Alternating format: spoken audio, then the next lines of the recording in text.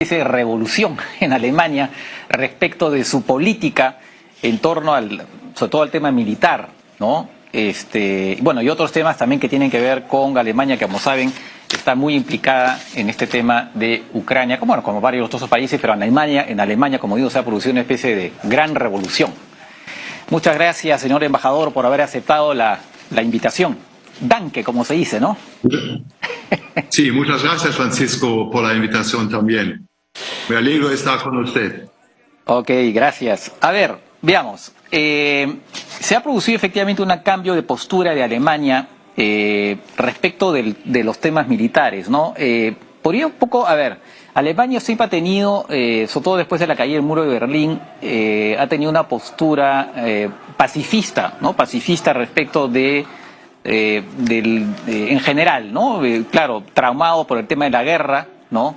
Incluso se decía que los alemanes evitaban el nacionalismo. Por ahí leí que la primera vez que ondearon la bandera alemana sin mucho complejo fue en el Mundial del 2006, según leí por ahí, ¿no? Y en general, sí, Alemania evitaba intervenir, digamos, cuando intervenía militarmente ha sido básicamente desde el punto de vista logístico, pero no quería tener muchos hombres combatiendo en el terreno.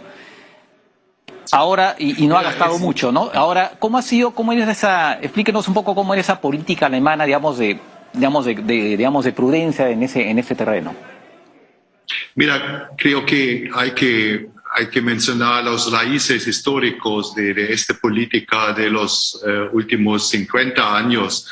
Creo la construcción del muro en 1961 fue un punto emblemático para la división de Europa, ¿no? En la situación posguerra vivimos en estos dos bloques, los fuertes armamentos del un lado del otro, OTAN, el otro lado del Pacto de Warschau, y el canciller Willy Brandt en esta época toma la decisión de superar esta división de Europa con una política, se llama Ostpolitik, una política del cambio a través de acercamiento, una política muy exitosa porque hemos establecido vínculos humanos,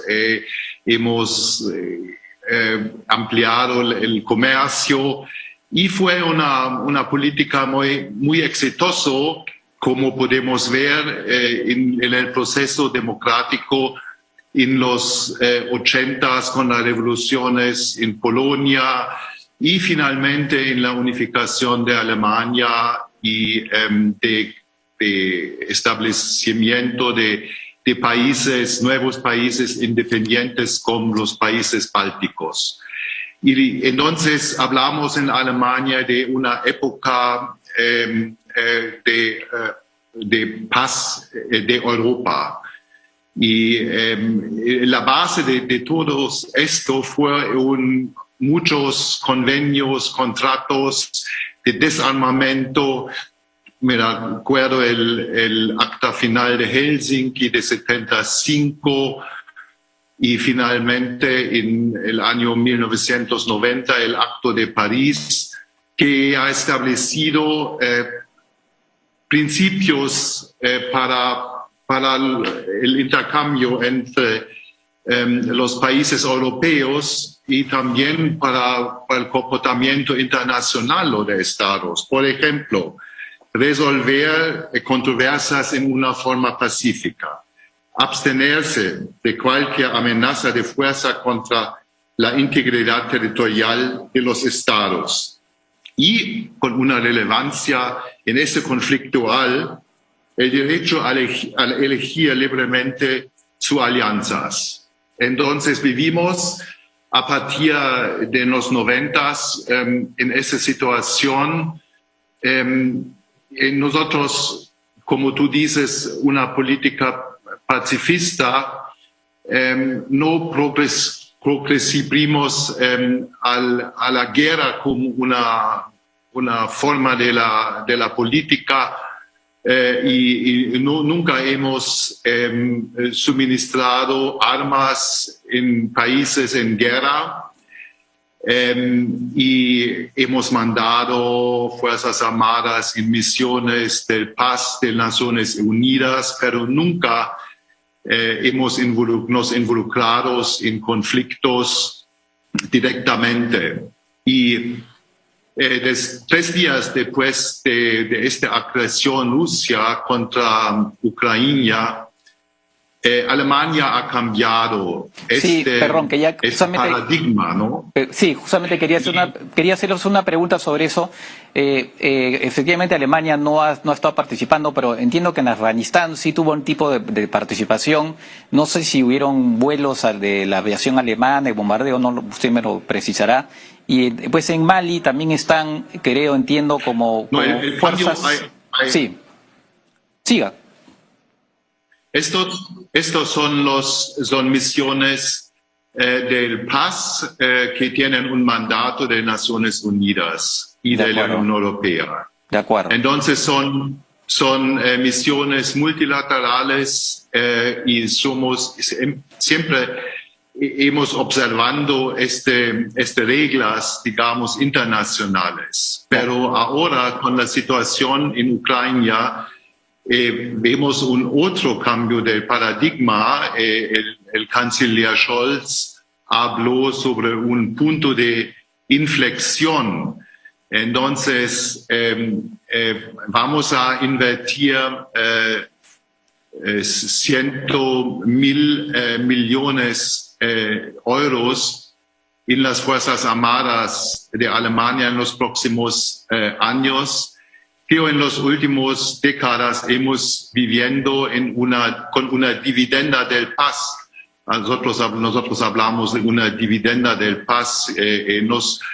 Las circunstancias de paz en Europa nos han dado la oportunidad de desarrollarnos económicamente y no hemos dado mucha atención a la situación de Fuerzas Armadas. Y esto es uno de los efectos de esta guerra, es que tenemos que otra vez reforzar las Fuerzas Armadas. De acuerdo. Y el segundo... Siga.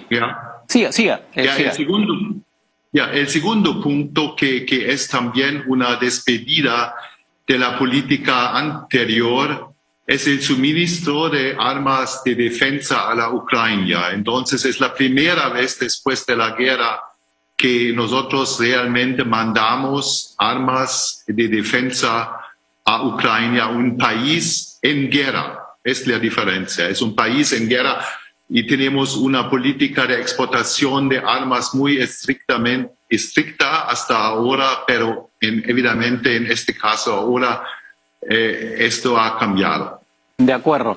Ahora, un poco para que el público tenga una idea, ¿no? Esa suma de 100.000 millones de euros es una suma enorme, teniendo en cuenta que, por lo que he leído, el presupuesto alemán es de 50.000 millones de euros, presupuesto para militar, lo que significa efectivamente el doble, ¿no? Y además también el hecho que van a llevar el gasto militar a más de 2% del PBI, era un reclamo de muchos, para la OTAN, en todo caso una promesa, entiendo, para el 2024. Entonces, efectivamente eso representa un cambio muy fuerte. Ahora, leí un artículo de unos analistas alemanes, una señora Mayor, no sé cómo se pronuncia porque parece que fuera inglés, pero es Mayor, junto con otro analista, donde dicen que además en Alemania va a tener un cambio de mentalidad, porque efectivamente todas estas generaciones se han un poco educado, han salido un poco, precisamente por lo que usted ha explicado, el rechazo a la guerra y una visión de una Alemania pacifista, y que ahora eso va a significar en realidad no solamente acción gubernamental, sino en general un cambio de mentalidad de la población alemana. ¿Usted cómo ve eso? No, creo que es un poco temprano decir esto, porque ya estamos en la discusión. Creo que a través de atrocidades de esta guerra tan cerca a Alemania, ahora hay mucho apoyo a esta política, a este cambio que ha tomado el gobierno, y todos suscriben a estas necesidades de incrementar el presupuesto, y es por supuesto un proceso no de corto plazo, ¿no? Porque hay conseguir y planificar la compra de armas y es muy complicado en Europa. Creo que Europa tiene muchas posibilidades y medidas, pero el problema es hasta ahora todos los países tienen sus propios compras de armas, no tenemos sistemas coordinadas o integradas y hay que trabajar en esto. Pero un efecto de la política de los últimos 50 años fue que confiamos en estas relaciones con Rusia, ¿no? Hemos invertido mucho en relaciones. Ahora Alemania tiene importaciones de energía del gas del mitad, más 55% de las importaciones de gas vienen de Rusia. Creo hasta el último momento nadie en Alemania pensaba que Rusia puede tomar esta agresión contra la Ucrania, entrar en una guerra. Y no sé si realmente la situación políticamente va a cambiar, si entramos en un proceso de negociaciones sobre una salida de esta crisis. Cómo los alemanes van a reaccionar. Claro, todos quieren buscar caminos para el paz. Para ahora, en este momento, creo la hospitalidad de alemanes para ayudar a los refugiados que vienen a nuestro país es el buen señal que apoyamos el camino de este apoyo humanitario en este momento. Creo que esa es la preocupación ahora de todos, este apoyo al humanitario que queremos realmente toda la solidaridad brindar a los ucranianos. De acuerdo. Una última pregunta con el tema energético, precisamente usted lo mencionaba. Alemania ha decidido tomar medidas, bueno, la Unión Europea también, por cierto, y Alemania ha anunciado unas medidas. ¿Podría comentarnos sobre eso? Ya, mira, es muy complicado porque justamente hemos elegido un gobierno que quiere avanzar la agenda energética con los renovables y también Alemania está saliendo de la producción energética nuclear. Entonces, hay líneas que se cruzan y es muy difícil en este momento de sustituir el gas o el petróleo o el carbón que importamos de Rusia. El ministro de la Economía ya viajó a Qatar y otros países árabes para buscar contratos de importaciones para energía, pero es muy difícil de sustituir este gas de Rusia al corto plazo. Y en todas las entrevistas de los políticos en Alemania, tú puedes ver este dilema que ellos tienen. De un lado, quieren apoyar a Ucrania, se sienten una obligación moral a ayudarlos, pero el otro lado tienen que tomar consideración de la situación energética en el país. Cuando cortamos con un embargo, por ejemplo, la importación de gas, no tenemos suficiente energía para la industria y para las casas de cada uno. Entonces, esta seguridad de energía es el otro lado, digamos, de la moneda.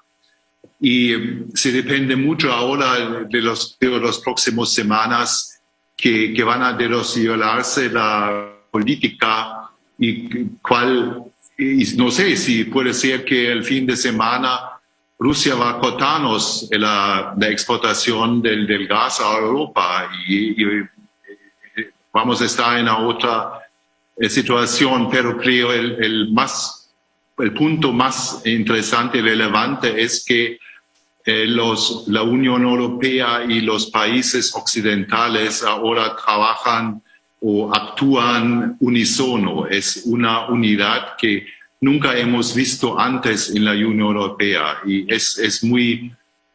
tiene un elemento de confort para siempre hay una voluntad de resolver este tema energético también en una forma coordinada y ojalá que superamos esta crisis, si hay una crisis energética. De acuerdo. En realidad tenía algunas preguntas adicionales sobre el tema, justamente la Unión Europea que está profundizando cada vez más su integración, esto de estar con, por ejemplo, ¿no? Que compraron de manera conjunta las vacunas, está el famoso plan de los 750 mil millones de euros, financiamiento, y ahora van a comprar eventualmente, quién sabe, energía conjuntamente, cosas por el estilo. O sea, en realidad hay muchos temas que quería tratar con usted, pero bueno, el tiempo es tirano en la televisión, así que vamos a dejarlo eventualmente para otra oportunidad. Nuevamente, embajador, gracias por sus explicaciones y seguiremos, por supuesto, al tanto de la política alemana y, bueno, y los demás países europeos. Gracias. Muchas gracias, Francisco. Gracias.